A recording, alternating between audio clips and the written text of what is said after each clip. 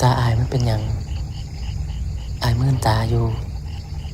มันเป็นหยังจะคอยบ่เห็นหง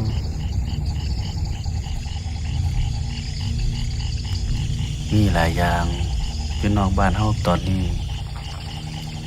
ที่ว่ามันนั่นมันคืออีหยังล่ะวิญญาณ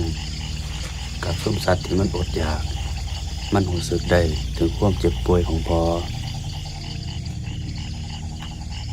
โอ้ยแม่นเจ้าบ่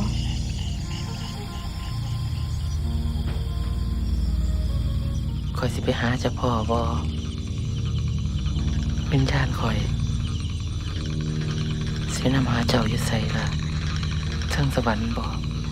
สวรรค์ก็บ่ซ้ำนั่นล่ะบ่มีหยังดอกผีบ่ยึดติดกับหม่องใดสิยึดติดแต่กับคน